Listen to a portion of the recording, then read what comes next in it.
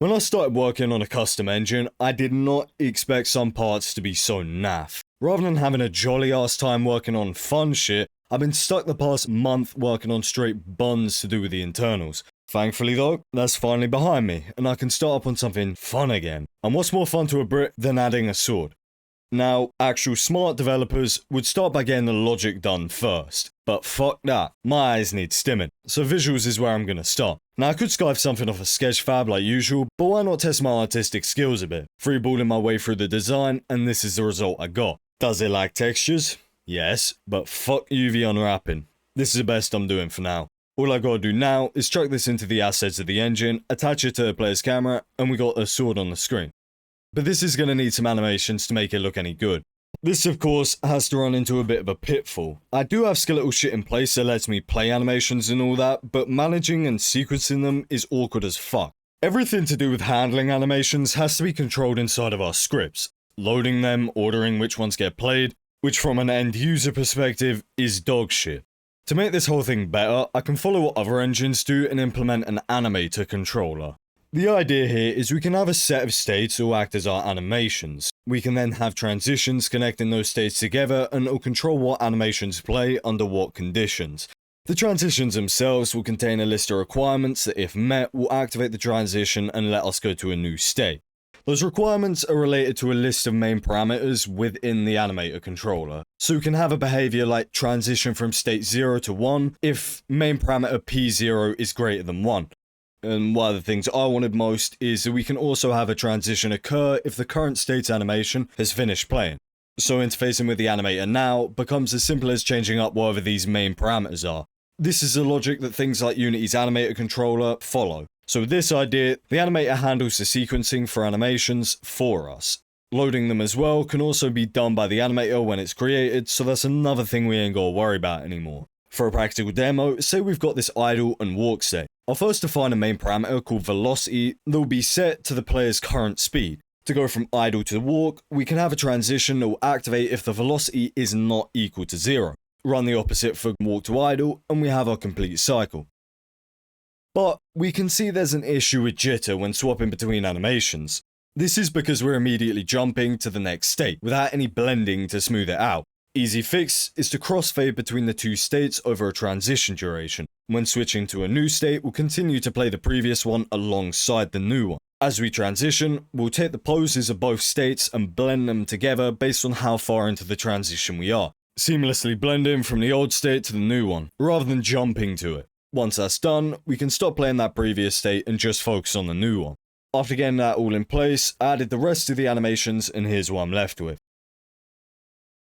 That should be it for the visuals for now. Time to actually get it working. Before getting ahead though, we can't make the sword usable if we ain't got anything to use it on. So I threw this cube into a scene with a collider and health script so we can detect and deal damage to it. Absolute work of art. Back on track.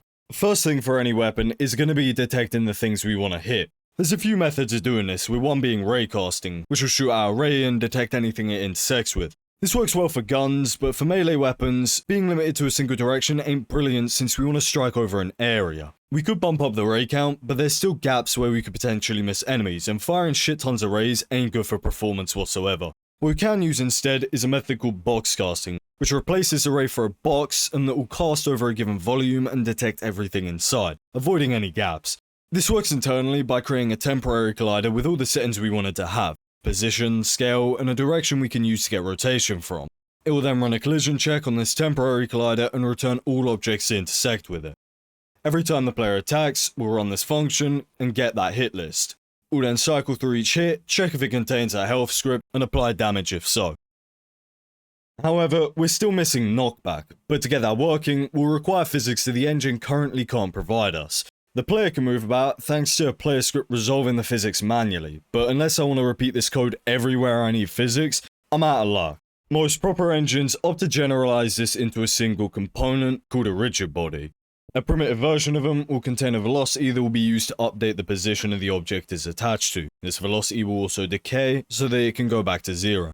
And that's it. This also allows me to abstract away more complex shit like collider separation so that physics objects don't clip through each other. We can then access our rigid bodies through our scripts and get our objects moving about. Obviously, more advanced rigid bodies would have a shit ton more to them, but this is all I need for now. Alright, side tangent over. Get knockback working, all we gotta do is attach this rigid body onto our enemies and set the velocity to some knockback vector. The easiest one is going to be a scale version of the player's facing vector. This is a good base for our knockback, but the feel can definitely be improved. First, we can get a better knockback vector if we take the player's facing vector and the direction vector between the player and the enemy, and interpolate between the two. This helps push enemies in different directions, so there's more of a natural arc to everything. Another thing to make it feel more responsive on the player's end is to add a slight knockback to the player that pushes them backwards when they hit shit.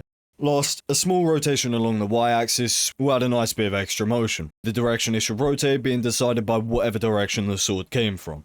Getting this working did require changing up the rigid bodies to also account for angular velocity, and here's the compiled result. One thing you'll notice is that every detected enemy is getting hit at the same time. This ain't too big a problem, but why not fix the timings a bit? The fix I landed on was to run our hit detection like usual, but also calculate the distance the hits are from the side of the boxcast.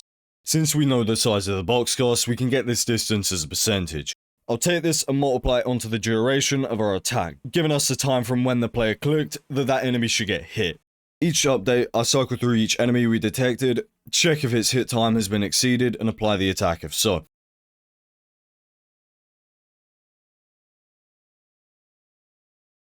Alright, that should be enough for the functionality. One last feature I want to add is sway. It will shift our sword about when we look around, so we can get an extra bit of responsiveness. The typical way this is achieved is by using the look input to get a target position that the sword object will interpolate to over time. I could leave it at this, but it doesn't look as good as what it could be. First, instead of changing the position, I found that targeting the rotation instead provides a subtler yet better looking result overall. I'll also offset the rotation further using the player's velocity so that the thing rotates in whatever direction the player is moving. These changes help, but I'm still bugged by the boring ass linear interpolation that's going on. A while back, I came across this vid talking about dynamic animations in games, and the main topic was about this ugly fucker of an equation called a differential equation. From what I can suss out, we can throw at a target position, similar to before, and get out this interpolated position. That will have much more character than what the linear one can provide. We also have a few different parameters we can fuck about with to get different results. And if we replace the linear interpolation we were doing with the sway with this new approach, you can see we get a more characteristic result. Alright, I think that should be good for now. There's areas that could be improved, but this is something I want to come back to and update as I integrate more shit into the engine and end up with more tools at my disposal. Alright, that's all from me for now.